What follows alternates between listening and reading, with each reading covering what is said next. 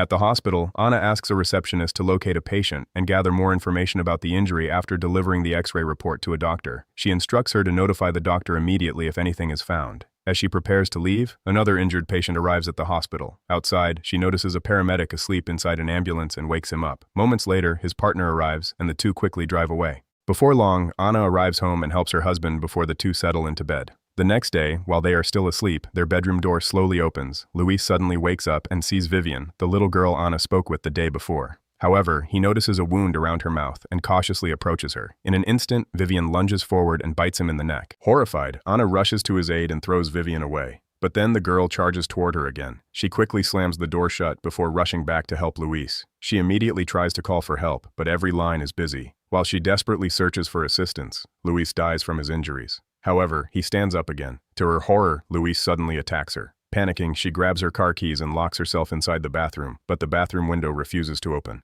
Eventually, everything falls silent. Thinking the danger has passed, Anna cautiously approaches the door, but to her shock, Luis suddenly smashes through it with his head. Thankfully, the bathroom window finally gives way. Anna quickly climbs out and manages to escape. She rushes to her car and desperately asks a neighbor for help. Instead of helping, he points his gun at her and orders her to stay back. Just then, an ambulance slams into him, while Anna watches in horror, then looking around and realizes the entire neighborhood has descended into chaos. As Anna turns around, she sees Luis emerging from the house. Without hesitation, she jumps into her car, throws it into reverse, and backs away. Moments later, she speeds off as Luis chases after her. But before long, Luis finds a new target, a confused neighbor caught completely off guard. Out on the road, Anna listens to emergency radio broadcasts as the situation rapidly spirals out of control. At one point, a desperate woman approaches her car, seemingly pleading for help. Yet with a heavy heart, Anna keeps driving. Everywhere she looks, chaos has taken over. People flee in panic. Cars burn along the streets, and violent crashes erupt in every direction. She eventually slows down after spotting a naked woman wandering aimlessly down the road. But then she notices inside a nearby bus, a woman is being viciously attacked by a group of zombies. Suddenly, a man rushes toward her vehicle and tries to take it by force. Anna quickly kicks him away. However, the car crashes through a roadside barrier before slamming into a tree.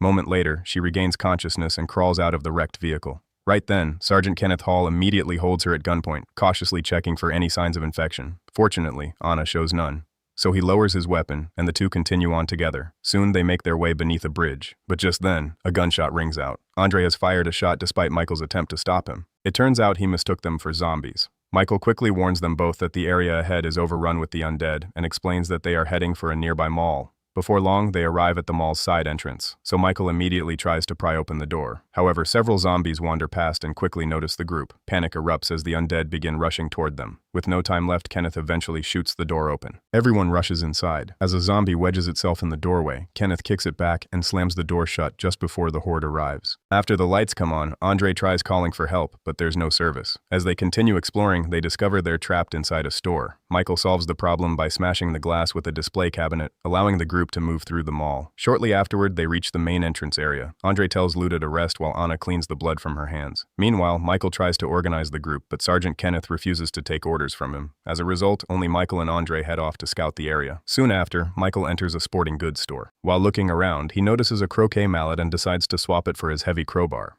As he slowly approaches a nearby door, he notices a shadow moving on the other side. The moment he opens it, a zombie lunges at him, but his croquet mallet does little damage. Right then, Kenneth and the others hear the commotion and immediately go on alert. At that moment, Michael struggles to fend off the zombie. Thinking quickly, he grabs the broken croquet mallet and drives it into its neck, piercing straight through its head. At the same time, another zombie suddenly grabs Luda. Kenneth immediately rushes in to help. However, the zombie drags both of them into a fountain, and in the process, Kenneth suffers a wound to his right arm. Moments later, Anna spots a shotgun lying on the ground. She then carefully takes aim before pulling the trigger. The blast strikes the zombie that had Kenneth pinned beneath it. Right then, Andre heads off to check another part of the mall, making sure all the doors are secured. Suddenly, a zombie appears outside the glass, startling him. Fortunately, the glass is shatterproof. Soon after, the group regroups on the second floor and quickly rushes into an elevator. Inside, Anna immediately examines Kenneth's injured arm and makes sure he's all right. However, when the elevator doors open, they find themselves held at gunpoint by a group of mall security guards. Andre insists on staying because his wife is pregnant, but the guards couldn't care less. Their attitude quickly irritates Sergeant Kenneth. So in response, CJ points his gun at him, but Terry quickly warns him that Kenneth is a police officer. Eventually, an agreement is reached. The group is allowed to stay, but only if they surrender their weapons. Once inside, Luda asks to use the bathroom. Unwilling to leave her side, Andre insists on accompanying her, prompting CJ to send one of his men along as well. Inside the restroom, it is revealed that Luda was bitten earlier when the zombie grabbed her. Meanwhile, as the others watch a television broadcast explaining how to kill zombies, Anna asks for permission to treat Kenneth's wound. So CJ gives the security office key to Bart, who then takes Anna there to collect medical supplies. After picking out a new pair of shoes, the weight of it all finally catches up to Anna and she breaks down in tears. However, Bart quickly grows impatient with how long she's taking. Annoyed, Anna grabs the medicine and heads back. Soon after, she stitches Kenneth's wound. At that moment, Michael suggests putting up a giant SOS sign on the roof in hopes of attracting attention. Agreeing with the idea, he tells them to get to work. A moment later, while on patrol, Bart calls them over after spotting one of his former co-workers, now a zombie, convulsing inside the fountain. Without hesitation, CJ puts it down. He also kills the zombie inside the sporting goods store. Afterward, they dispose of both bodies by throwing them outside. Meanwhile, Anna and the others paint a massive SOS sign on the roof. But as they work, they notice a growing horde of zombies heading toward the mall. At one point, they hear gunshots in the distance and discover that a gun store has been surrounded by the undead. CJ immediately grabs a pair of binoculars. Looking through them, he sees a man holding up a whiteboard and introducing himself. Moments later, he points toward the sky. Everyone follows his gaze and spots a helicopter passing overhead, then frantically wave for help. But to their disappointment, the helicopter flies right past them without stopping. From above, it becomes clear that every entrance to the mall is completely surrounded by zombies. That night, CJ locks the group inside a furniture store and warns them not to do anything suspicious. Moments later, Michael grows impatient with their situation and suggests taking action against them. However, Andre quickly rejects the idea, fearing it could put his wife and unborn child at risk. He then turns to Michael and firmly asks what he did for a living. That's when he reveals that he used to be a salesman. Hearing this, Andre immediately mocks him and jokingly brings it up while talking to Kenneth. But Kenneth doesn't care. He has no intention of listening to anyone because he plans to go pick up his brother. The next morning, Bart immediately wakes up and goes on alert after the lights suddenly switch on by themselves. However, it turns out the system was programmed to activate automatically. CJ tells Terry to shut it off, but Terry complains that it should have been Bart's job. The exchange reveals his growing frustration, feeling unappreciated by both of them. On the way, he hears Anna calling for him and asking to use the bathroom, so he unlocks the door and lets her out. Moments later, while shutting down the mall's automatic systems in the control room, he notices she's changing clothes on one of the security monitors.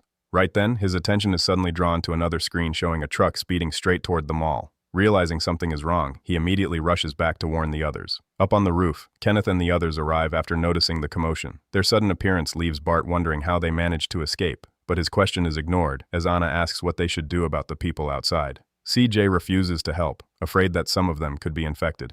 Despite her attempts to reason with him, he becomes furious and points his gun at her. Terry quickly tries to calm him down, warning him not to do anything stupid. At that moment, Bart becomes distracted, giving Michael and Kenneth the opportunity to disarm them, instantly turning the situation around. Not long after, both men are escorted to a holding cell. Soon after, the truck finally arrives outside the mall. Spotting Anna and Luda, the newcomers are shown where to enter. However, they suddenly turning for reverse, leaving Michael confused. Realizing they have simply approached the wrong entrance, Michael decides to go outside and help them, despite Andre strongly opposing the idea. Outside, after killing several zombies, Andre finds no sign of the truck's occupants. Right then, Anna urgently warns them to get back inside. At the same time, Luda warns him. Fortunately, he reacts quickly, before opening fire on several more zombies. However, he soon runs out of ammunition, so Michael saves him, and the two quickly retreat inside. Once inside, Anna immediately checks on the infected woman, as Andre pushes her through the mall in a wheelbarrow. She then asks an elderly man named Glenn for help before telling Tucker to wait nearby. Meanwhile, Michael helps the newcomers settle in and reassures them that help will eventually arrive. However, Steve is far less optimistic and openly doubts it. He then begins asking questions about what is happening outside. Soon after, Kenneth approaches Norma and asks to borrow her truck. When he asks for the keys, he learns that they were left inside the vehicle. Realizing Kenneth plans to go outside, Steve and the woman warn him that it is far too dangerous.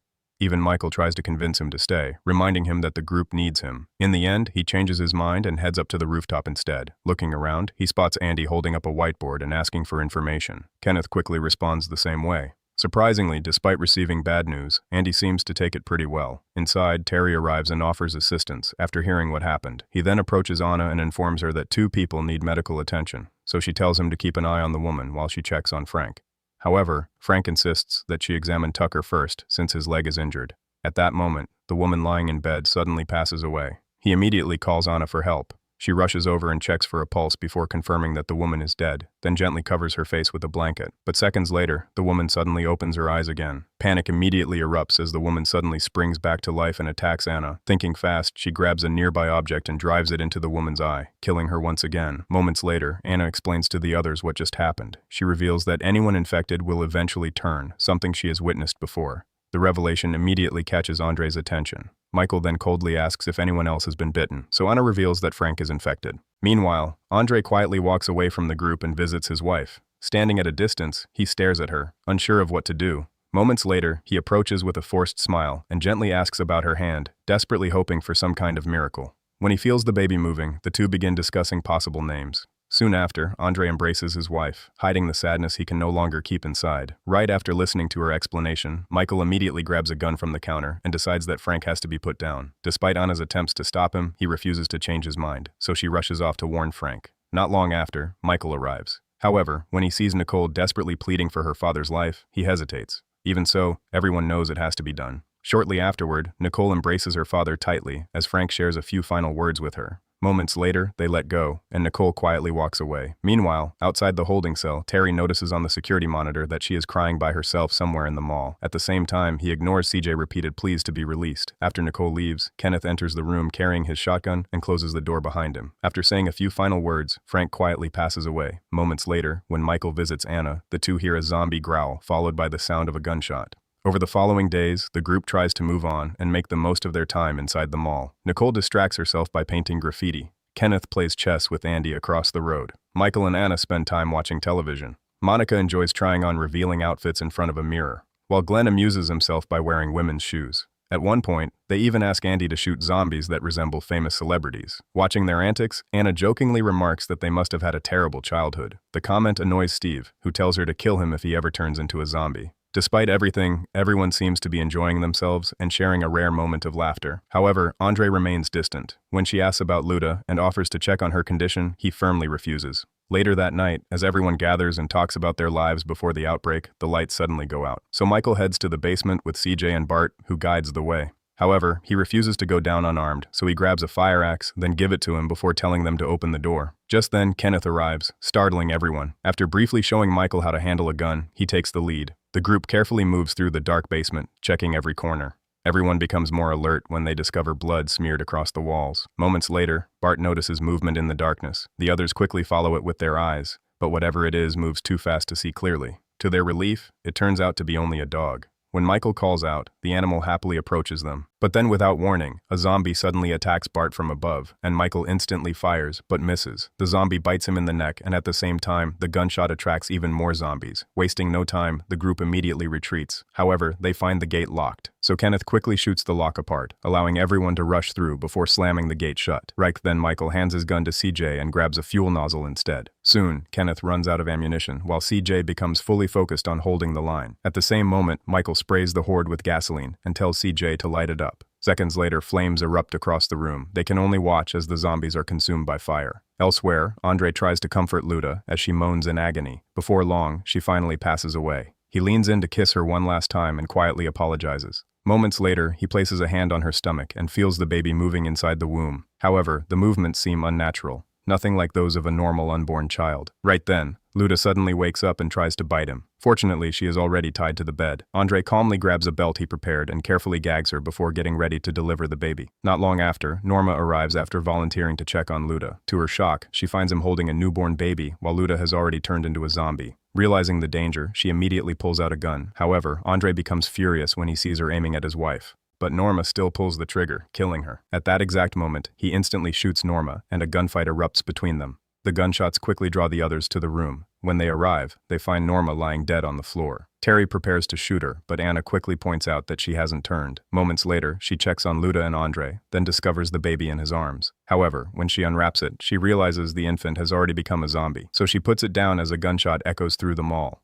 Later, everyone gathers around the bodies of Andre and Norma. Anna asks Glenn to say a prayer for them, but he admits that he has never believed in God, and explains that he only played the organ at church. Then, Kenneth steps forward and tries to convince everyone that they need to leave the mall. She agrees and turns to Michael for ideas. After giving it some thought, Michael suggests reinforcing the buses parked in the garage. At that moment, Steve jokingly suggests using his boat and heading for an island. To his surprise, everyone actually likes the idea. As Michael asks the group for their opinion, CJ remains skeptical at first, clearly unconvinced by the plan. However, with everyone else agreeing, he eventually becomes convinced and decides to join them. A moment later, everyone gets to work. They gather materials from around the mall and begin reinforcing the buses. Before long, the survivors finish fortifying both vehicles and start counting the remaining ammunition they have managed to collect. At the same time, Nicole looks around for the dog she has named Chips. However, he is nowhere to be found until Tucker whistles, causing him to come running. Meanwhile, on the roof, Kenneth informs Andy about their planned departure. However, he admits that he can't wait much longer because he is running out of food. Back inside the mall, the group gathers to discuss a way to deliver supplies to Andy. Right then, Kenneth gets an idea while watching Nicole play with Chips. Shortly after, they carefully lower him down to the ground, despite Nicole's fears that something might happen to him. To everyone's surprise, the zombies completely ignore the dog, so Andy immediately calls him over, and he quickly makes his way across the road filled with zombies. When he reaches the gun shop, he begins barking, allowing Andy to pull him inside through a small window. However, in the process, a zombie outside manages to hold the window open, allowing more zombies to enter the shop. Sometime later, the group contacts Andy over the radio and learns that he has been bitten. Even so, they agree not to tell him about the infection spreading through his body. Shortly afterward, they hear the sound of a truck engine. Terry immediately realizes that Nicole has gone to rescue Chips. Before long, she successfully reaches the gun shop and gets inside. When Michael asks about Andy, Kenneth notices him on the roof, writing on a whiteboard. However, instead of a message, there is only blood smeared across it as Andy begins to turn. Realizing what is happening, Kenneth urgently tells Nicole to get out immediately.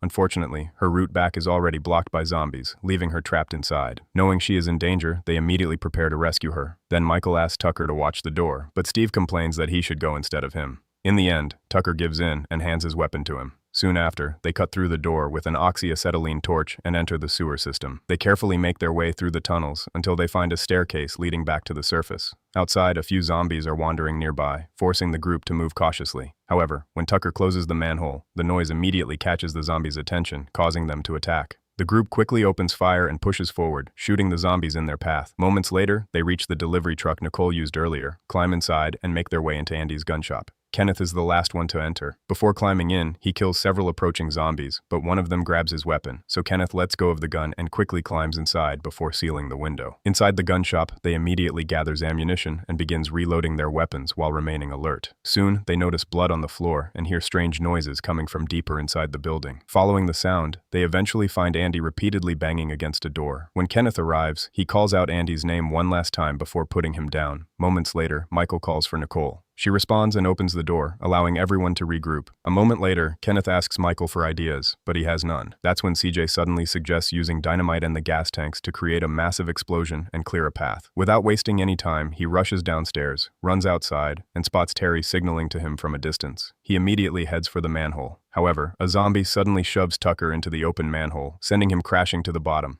Refusing to leave him behind, CJ tosses a gun for each hand and begins pulling him towards safety. As he is dragged across the ground, he keeps firing at the zombies closing in on him. Eventually, the undead overwhelm him. Realizing there is no escape, Tucker hands the guns back and tells CJ to shoot him. Moments later, the survivors reach the door leading back inside. However, Steve fails to stay at the door as instructed. Trapped outside, the group watches in horror as a massive horde begins ascending the stairs toward them. Just as all hope seems lost, Anna finally manages to open the door. They immediately rush inside. However, they are unable to shut the door because zombies are holding it open. That's when Kenneth blasts the zombies away with his shotgun. Then the group immediately runs for their lives as the zombie horde rushes after them. Thankfully, they manage to escape through the elevator and reach the parking garage. There, they find Steve standing in confusion. Although everyone is frustrated with him, they quickly board the buses and prepare to leave, and immediately start the buses and get them moving before smashing through the shutter door leading outside. Moments later, they force their way into the zombie horde, running over countless zombies as they push forward. However, the horde is simply too large, and before long, the buses become stuck.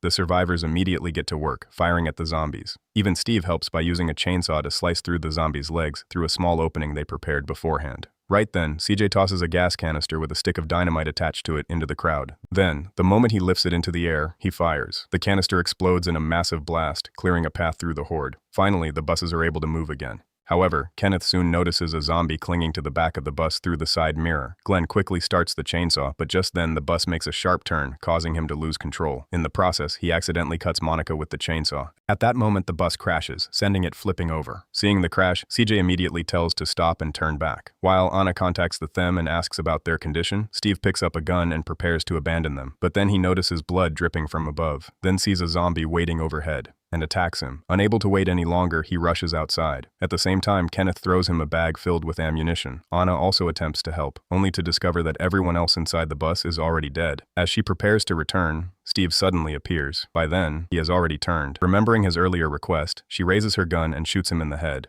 As the group quickly makes their way back, she suddenly realizes something is missing. She turns around and heads back to search Steve's pockets for the boat keys. The moment she finds them, the zombie horde is already closing in on her position. She barely manages to escape and return to the others. Eventually, the remaining survivors get the bus moving again. Moments later, they arrive at the marina. The bus smashes through the gate and charges straight toward the docks, only coming to a stop when it nearly plunges into the water. Without hesitation, everyone rushes out and runs toward the boat. At that moment, CJ tosses the remaining bag of ammunition to Kenneth and tells him to go first while he holds off the zombies. However, the horde moves faster than expected. Before long, he is completely surrounded. With no way out, he pulls out a stick of dynamite and shoots a nearby propane tank. A massive explosion erupts, destroying the bus and collapsing the wooden bridge connecting the dock to the mainland. Seeing this, the remaining survivors quickly board the boat. However, Michael refuses to come with them. He reveals that a zombie has bitten his hand. Despite Anna's attempts to persuade him, he still refuses to leave. Eventually, he pushes the boat away from the dock. Anna reluctantly lets go as the boat slowly drifts farther from shore. Then, from a distance, she watches Michael pull out a handgun. A moment later, he takes his own life as the boat drifts farther away.